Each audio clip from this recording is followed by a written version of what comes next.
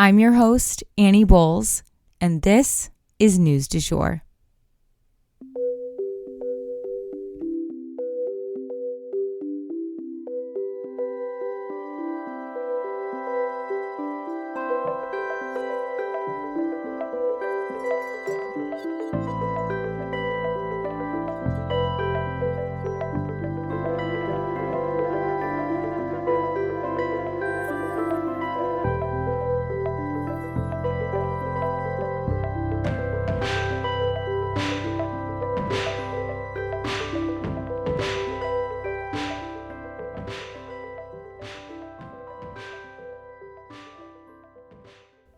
Hey you guys, and welcome back to the News du Jour, a calmer space to consume the news. So before we jump into today's episode, I wanted to remind you guys that we are sponsored by Liquid IV.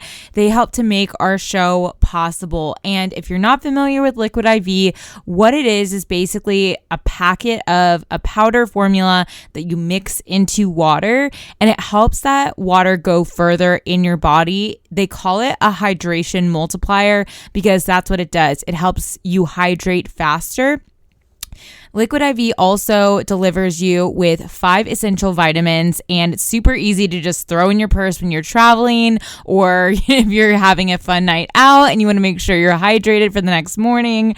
It is a great way to stave off a hangover, stay healthy, recover after workout, etc. So anywho, we have a 20% off code for you guys, and that code is du jour. That's DUJOUR, and it is linked in our show notes.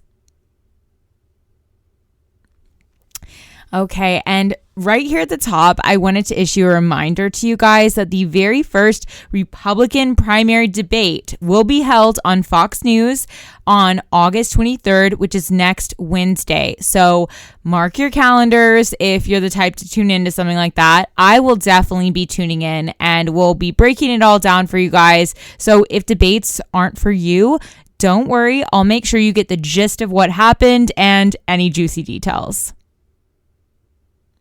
And one more note on that, we mentioned this earlier in the week, but Trump is not wanting to take this pledge that they have to take in order to be part of the debate. So he may not actually be part of the debates. I will definitely keep you guys posted on that because he said he would let us know sometime this week. So we'll see what happens with that. I have two mini stories for you guys here at the top. First up, I did want to let you guys know that the death toll in Maui has now hit 111, a new high, and there are still over 1,000 people missing on the island. So the search is still on for all the missing loved ones. I also wanted to let you guys know that residents are evacuating a town called Yellowknife in Canada, which has raging fires headed towards it. I hope everyone can stay safe. Definitely, if you are in that area, heed the warning of local officials. I know I sound like a parrot saying this every single time, but usually when I'm reporting on this, the incidents that I hear about are incidents when people didn't listen to local officials, didn't heed their warnings. So just take these things seriously because this is the new normal and we all have to roll with the punches and try and do our best to abide by protocol so that we can all stay safe. And for our first longer story today, Biden is set to meet with both Japan and South Korea at Camp David. So Biden has invited two very important leaders, the Japanese Prime Minister and the South Korean President, to join him at Camp David. Obviously, it is quite an honor to be invited to Camp David, but it's also an incredibly intimate setting for important secret conversations about the existential threat posed by China with a backdrop of North Korea and Russia. Biden is tightening up relationships with key allies in the wake of those rising tensions with the world's prominent democracies and communist countries. If you're not sure what Camp David is, it is a very secure ranch-style home in the mountains of Maryland.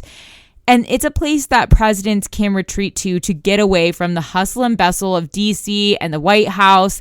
I mean, imagine having like thousands of tourists like walking through your home every day, not to mention foreign dignitaries and staff. And the White House is a busy place. So it is both a place to relax, but also a place to host foreign dignitaries for private conversations. It was first established by FDR, and he needed a place to rest, especially, and probably use the pool for exercise as he suffered from chronic illness, as we know. But every president since him has spent time there. Biden has said that these talks will focus on how to keep peace and regional stability in Asia, but it is possible that these three will make plans to help fortify one another should war become unavoidable. Many experts have estimated that we will be at war with China within the next 10 years, which would be devastating on top of all the challenges we currently face in modern times, namely the existential threat of the climate crisis. It is of the utmost importance that we avoid a war with China at all costs. Let's hope that these three men can find a way to keep the peace. And next up for today, Craig D. Robertson killed by the FBI after threatening Biden's life. So speaking of President Biden, I told you guys that I would circle back around to the man who threatened Biden's life and had his own taken by the FBI. Now, there is not a ton of detail here, but I am going to relay what we know about the situation for you guys.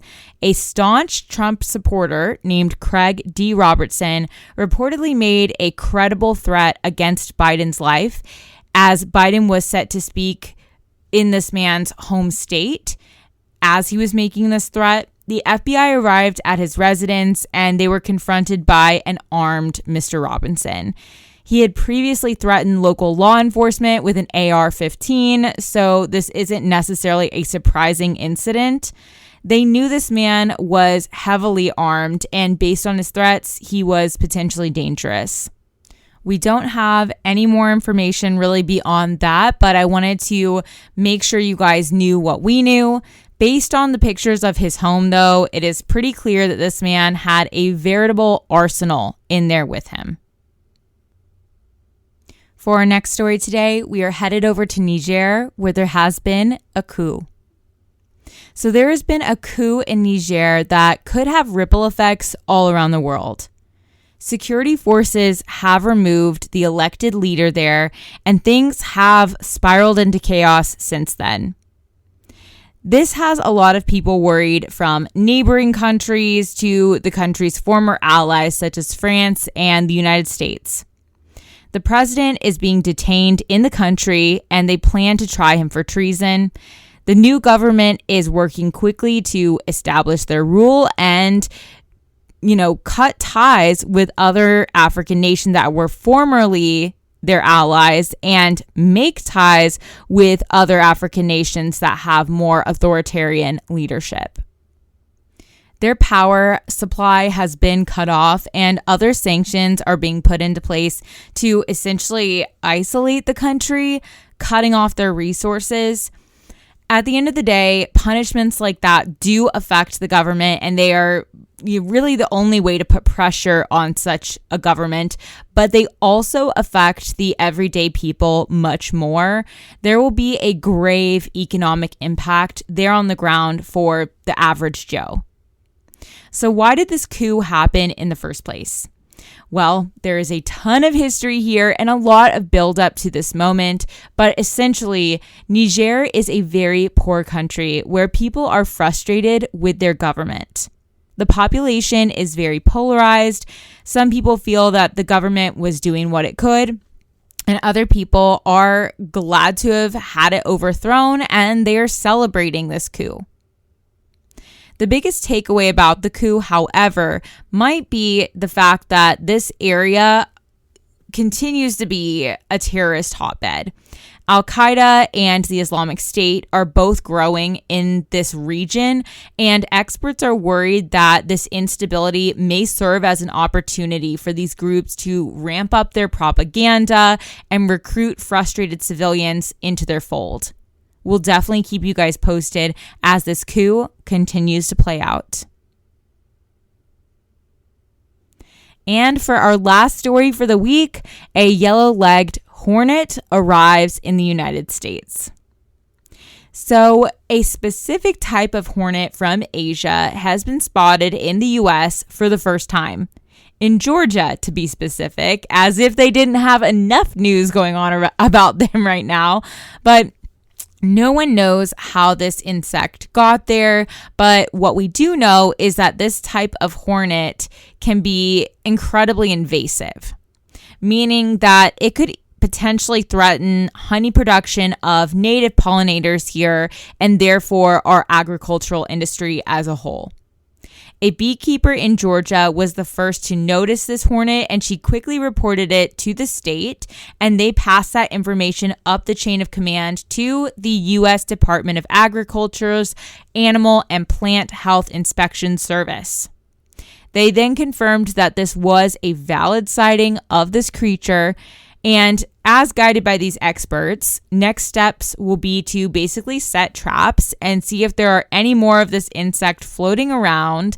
If there is a colony, unfortunately, it will have to be exterminated to protect our food supply here in the US. If you guys remember the 2019 murder hornets, they were also from Asia, and these guys are a type of cousin to that insect. So fun times. Just wanted to mention that before we go for the weekend. If you guys have any stories that you want to hear reported on for next week, don't be a stranger. Never hesitate to reach out via social media or through our email address in our show notes. I hope you guys have a great weekend. And that is the news du jour. Today, I wanted to leave you guys with the quote, "Alone, we can do so little. Together, we can do so much." If you enjoyed this episode, please subscribe on whatever podcast platform you use to listen. A rate and review or shout out on social media would mean the world to us and help us be able to keep creating the news du jour. But the best way to support all of our work is to become a patron at www.patreon.com/sugarfree media. You can also follow us on social media under sugarfreemedia.co on Instagram and just sugarfreemedia, all one word, on TikTok.